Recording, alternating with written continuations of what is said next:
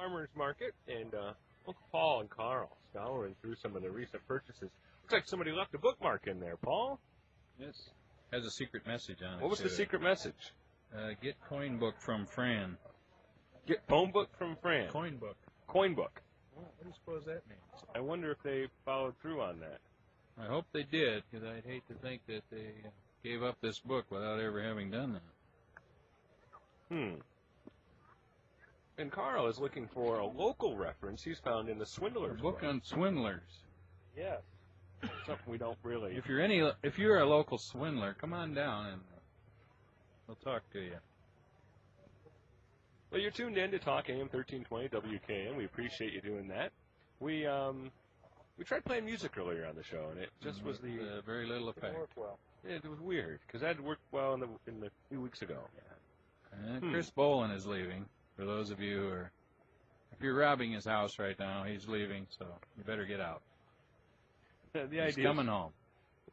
When someone you have the radio on when you rob a house, come on. You turn the radio on real loud. Yeah, you turn on the Bill Yohnka Show. Hey, there's our honey guy. I should go grab our honey guy. Oh, sweet. See if we can talk to honey guy about what all the stuff he has. Where is the honey guy? Right, yeah, he's wearing stripes. He's got 2 kids with him. You guys talk about something. I'll go get him. I'll tell you about the swindler from Ivar Kruger was one of the great swindlers, Paul. I'm sure you knew that. Ivar Kruger. What time? Great swindlers. What era did he operate in the 20s? And it was a good time for it. But at age 16, he decided to. He was a Swedish lad, and decided to head to Chicago, where he got a job as a salesman for an estate agent, excuse me, but had little success. Next, he found work on the Illinois Central Railroad, operating some 50 miles outside of Chicago. Okay, that's got to be Kankakee. It's got to be. He was a linesman, and saving carefully, he soon had enough money to travel to Denver, where he believed mining operations could make him rich. None of those things panned out, so we ended up swindling some international fortunes up in the $500 million. So we can assume he was inspired by this area. We can't assume that. Working for the Illinois Central near Kankakee would inspire you to become a swindler. Drove him to swindling. That's right. Who knows? But this and many other great stories at the books available today. There's plenty of books up there with information like this. It is Family Fun Day here at the Farmers Market, and we see him sitting there kind of across from us at the honey booth. And all by himself. We should talk to the honey guy, but you're by yourself sometimes. But Scott, the honey guy, has a Farmers Market, is Scott Shold, right? Yes, it is. I was making sure I'm saying the last name right. Yep. And how long have you been in the honey business? Actually, 3 years. Okay. So. But honey's been around longer than that. You've just been honey's been around, around for a really long time, and honey lasts forever too. Is that right? So yes, yep. Wow. It's the only food that does last forever and will not go bad. So wow. Very interesting stuff.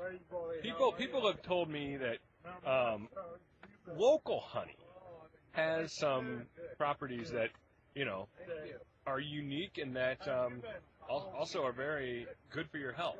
What's the story behind it? Yes, local honey, and specifically the raw honey. So non-pasteurized, not heated for 180 degrees for 15 minutes. It has the local pollens that are in the area, and any local honey is considered local within a 50-mile radius of your house. So it has bits and pieces of the pollen, and that's kind of like an inoculant. So, if you have like a spoonful a day, it's good for you because it's like an inoculant. So if you have hay fever or allergies, it's good to help with that, kind of alleviate those. So very good. Well, and you're somebody who's new to the farmers market this year. Yep, new this year. How do you like it? Oh, I love it. It's been wonderful. We've been able to make every single one so far, which is great. Sometimes by myself, and I'm actually happy to see lots of vegetables here today, so that's wonderful. Mm-hmm. And you do more than honey, though. There's also kind of some honey-related products that you do as well. My theme, I try to keep it bee-related theme, with the honeybees. So I do honey, and I have beeswax for sale. Also do beeswax lip balm and honey and beeswax soap, and the ever popular honey dippers for the people who buy the jars. Those are good. So, yep, that's it. Very good. Well, it looks like a fun family business to be in, and you have other work during the week, but this is your. Yeah, this is my growing business hobby, taking over more and more every day. Very good. You got stung by the honeybee, and now you're into honey. Yep.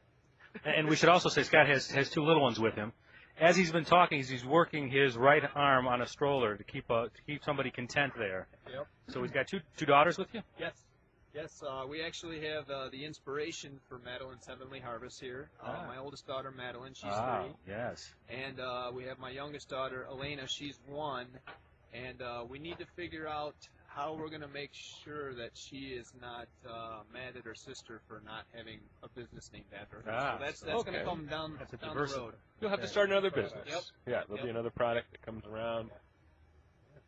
Well, we hope the weather holds up here. I know that when the weather is nice, it makes a big difference to how much honey is sold. Oh yes. What about honey production? How does the weather affect honey production? Actually, yeah, that's interesting. This year, it's actually been down a lot this year because we've actually had too much rain. The honeybee is not like the bumblebee, whereas the bumblebee, in the rain, they'll come out and forage. The honeybee cannot fly in the rain. So if we have rain, which we've had a lot of this year, the honeybees won't be foraging. So it's definitely hit into the spring harvest. Another fast fact we've learned here this morning at the farmer's market. Honeybees don't fly in the rain. Well, Scott, thank you for joining us for a little while, and thanks for providing a little bit more variety to the farmer's market. I know, I always, when we add things, we like to add things that provide something different that we can't get anywhere else, and it's nice that we have local honey and bringing it to the people here at the market. Yep. Thanks for having me. We'll be right back with more here on the Bill Yohnka Show, here on Talk AM 1320 WKAN.